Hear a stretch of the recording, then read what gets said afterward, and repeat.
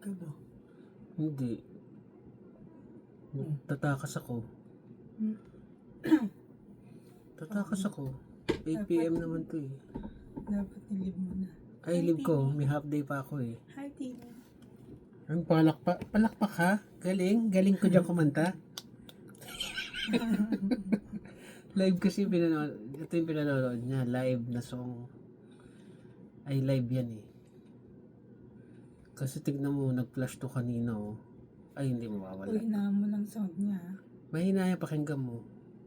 Naririnig ko kaya dito. Pakinggan mo nga.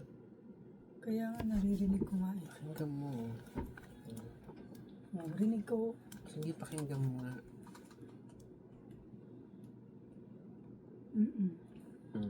Pwede Sa na kanya yan. malakas to. Sa kanya. Mahina na yan. Oh, yun. Ay, nag-start yung start mo? Hindi. Baka siya pumipindot. Siya rin nag-stop kanina. Ano, nagbibideo ka ng sarili mo? Wala na siya eh. Kanina yung start ko, alam ko eh. Ay, ano niya. Ayun na niya. Clap, clap, Ayun na. bravo. Okay, that's enough. Ito kasi, o, tignan mo. Magpatay ka na ilo para matulog na siya. Sige. Nag-ikot-ikot na siya kanina eh. I have my new like videos. This one, oh. Gotta refer one last time. Day 1. Lumabas sa feeds ko bigla. May video. Oo, ayan oh. Pero ano lang, fan-made.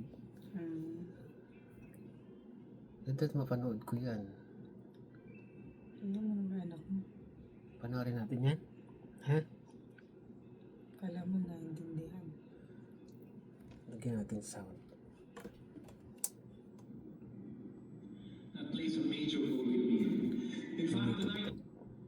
Baka sabi niya, hindi pala si daddy kumakanta.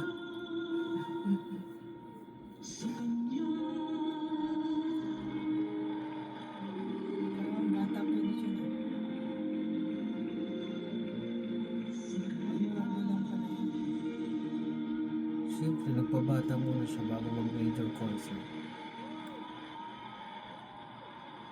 Dami din ah. Ang mga fan kasi nito hindi naman online eh. Kaya konti views niya sa online. Pero pag nanood ka ng concert, puno. Mga tito-tito na ang mga fan. Mga ano.